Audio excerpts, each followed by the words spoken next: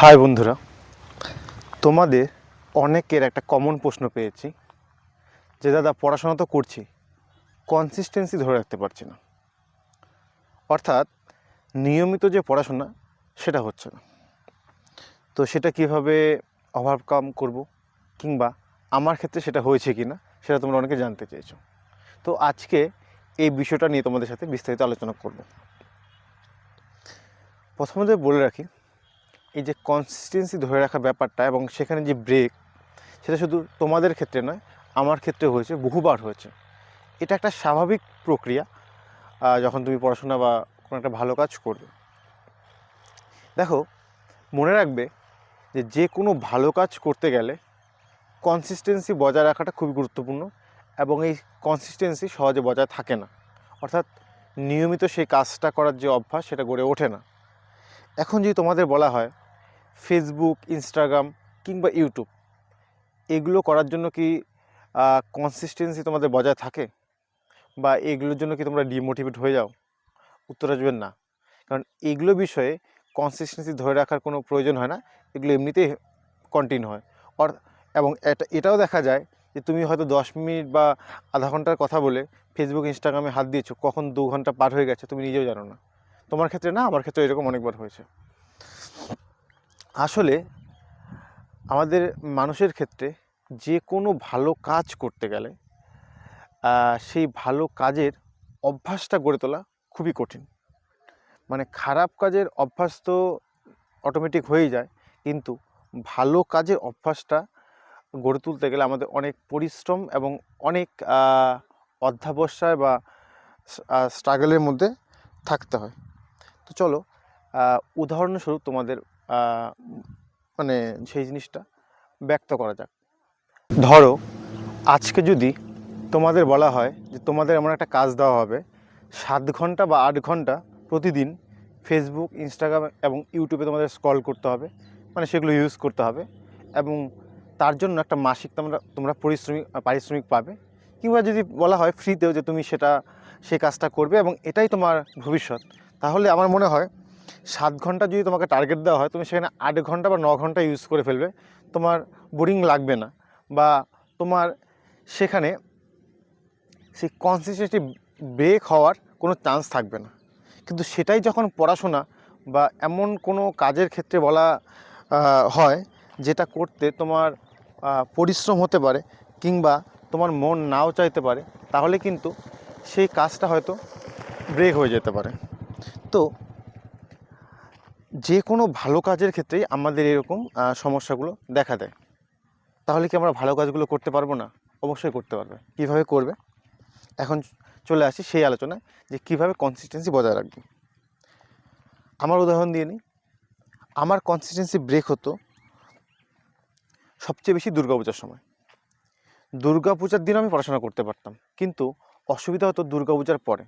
দুর্গাপূজার পরে 15-20 দিন, এমনকি 1 মাসও আমি ঠিকমতো পড়াশোনা করতে পারতাম না। তখন পড়াশোনায় মন বসতো না। আমি তারপর নিজেকে বোঝাতাম, মাঝে মাঝে ছোটো ছোটো অল্প সময়ের জন্য ডিপ্রেশন চলে যেতাম যে আমার পড়াশোনা হচ্ছে না, আমি হয়তো চাকরি পাবো না। কিন্তু নিজেকে বোঝাতাম, এবং বোঝাতে গিয়ে যে পড়াশোনা আমি 8 ঘন্টা 9 ঘন্টা করে রেগুলার পড়াশোনা করতাম পুজোর আগে, সেটা আমার আবার স্টার্ট হয়ে যায় 1 ঘন্টা 2 ঘন্টা থেকে। কিন্তু 15-20 দিন কন্টিনিউ পড়াশোনা করার পরে সে 8 ঘন্টা 9 ঘন্টা আমি ফিরে আসতে পারতাম। অর্থাৎ কনসিস্টেন্সির প্রথম পদক্ষেপ হচ্ছে লেগে থাকা। এবং যারা নতুন, অর্থাৎ যারা ধরো পড়াশোনা শুরু করেছো, তাদের ক্ষেত্রে এই কনসিস্টেন্সির প্রবলেমটা আরও বেশি হবে। এই ক্ষেত্রে আমার উদাহরণ দিয়ে যদি বলি, আমি যখন স্টার্ট করেছিলাম, অ্যাকচুয়ালি আমি একটা জিনিস খুব ফলো করতাম, সেটা হচ্ছে আমি প্রতিদিন কতক্ষণ পড়াশোনা করতাম সেটা একটা খাতায় লিখে রাখতাম। আমি এর আগেও আমার ভিডিওতে শেয়ার করেছি সেই জিনিসটা। তো আমি যখন পড়াশোনা স্টার্ট করি সেই খাতায় লিখে, তখন আমার দৈনিক 1.5 ঘন্টা 2 ঘন্টা বা ম্যাক্সিমাম 2.5 ঘন্টা পড়াশোনা হতো।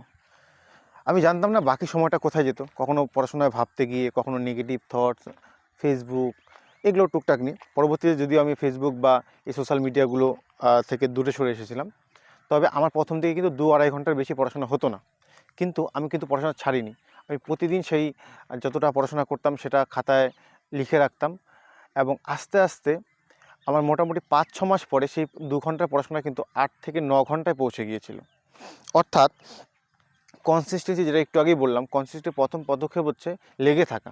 তুমি আজকে হয়তো 8 ঘন্টা পড়াশোনা করছো, কিংবা আমার এই ভিডিওটা দেখার পর তোমার মনে হচ্ছে না আমাকে লাইফে কিছু করতে হবে, ভালো মতো পড়াশোনা করতে হবে। 8 ঘন্টা পড়াশোনা করলে কালকে গিয়ে দেখলে নেই, কিংবা 10-15 দিন কন্টিনিউ করলে তারপর দেখলে আবার সেই পড়াশোনা থেকে তুমি ডিটাচ হয়ে গেছো।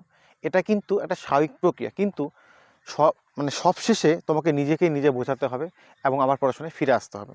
হ্যাঁ, এমন এটা হতে পারে যে আমি 1 মাস পড়াশোনা করার পরে হঠাৎ 1 দিন 2 দিন শরীর খারাপ বা কোথাও ঘুরতে গেছি, কোনো কারণে পড়াশোনা হচ্ছে না কিংবা কম হচ্ছে, তাহলে কিন্তু অসুবিধা নেই। সেটা কিন্তু একটা স্বাভাবিক প্রক্রিয়া এবং সেটা মেনে নেওয়া যায়। কিন্তু যখন তুমি 3 দিন পড়াশোনা করবে আর 5 দিন পড়াশোনা করবে না, সেটা কিন্তু কনসিস্টেন্সিতে ব্রেক চলে আসা, এবং সেখান থেকে বেরোনোর একটাই উপায়, তোমাকে রেগুলার পড়াশোনা করতে হবে।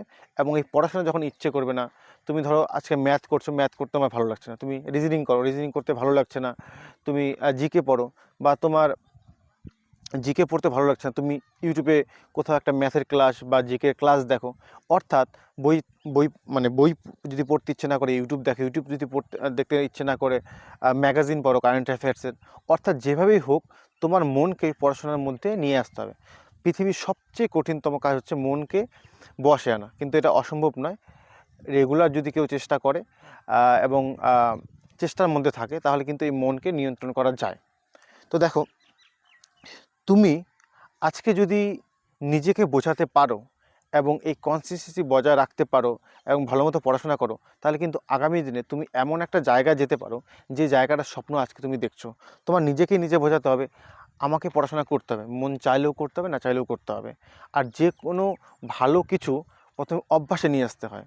তো সেই অভ্যাসে আনতে গেলে অন্তত 1 থেকে 2 মাস তোমাকে নিজের মনের সাথে লড়াই করতে হবে, নিজের মনকে বোঝাতে হবে, বুঝিয়ে বুঝিয়ে বুঝিয়ে সেই অভ্যাসে আনতে হবে। যখন দেখবে অভ্যাসে পরিণত হয়ে যাবে, তখন তোমাকে আর সেই পরিশ্রমটা করতে হবে না। আজকে যেরকম সকালে উঠে আমরা যেরকম সকালে উঠে সকালে ব্রাশ করা থেকে খাবার খাওয়া, স্নান করা, এগুলো আমাদের অভ্যাসে পরিণত হয়ে গেছে। এগুলো কিন্তু আমরা এখন নতুন করে আমাদের কারো বলতে হয় না, বা আমাদের বলে দিতে হয় না বাড়ি থেকে। আমাদের এগুলো অভ্যাসে পরিণত হয়ে গেছে। তো তোমাকেও এই পড়াশোনাটা অভ্যাসের মধ্যে নিয়ে আসতে হবে। আর এই অভ্যাসের মধ্যে নিয়ে আসার জন্য তোমাকে প্রতিদিন পড়াশোনা করতে হবে, নিজের মনকে বোঝাতে হবে। হতে পারে তুমি যখন নতুন পড়াশোনা করছো, তুমি 2 ঘন্টা দিনে পড়াশোনা করছো, চাইছো 8 ঘন্টা পড়াশোনা করতে, কিন্তু হচ্ছে না, কোনো অসুবিধা নেই। কিন্তু রেগুলার পড়াশোনা করো। যখন নতুন, তুমি যদি 2 ঘন্টাও পড়াশোনা করো তবুও চলবে, কিন্তু রেগুলার পড়াশোনা করতে হবে। মনে রাখবে, আজকে হয়তো পাশের বাড়ি কোনো দাদার বিয়ে বা দিদির বিয়ে, কারো আত্মীয়ের বিয়ে, তুমি বিয়েতে যাও।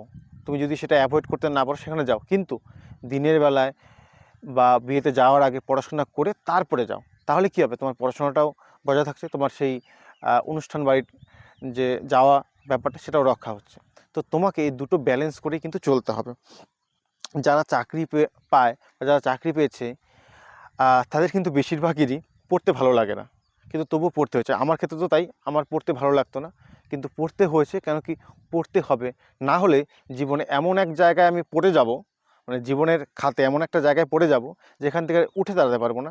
তো সেই খাতে পড়ার জন্য যাতে না পড়তে হয়, তার জন্য বই পড়তে হবে, এবং বই পড়ে নিজেকে একটা জায়গায় দাঁড় করাতে হবে। তো আশা করি বুঝতে পেরেছো কীভাবে তোমরা কনসিস্টেন্সি বজায় রাখবে। আশা করি এই ভিডিও তোমাদের কাজে লাগবে। তো পড়তে থাকো, দেখা হচ্ছে তোমাদের সাথে পরের ভিডিওতে।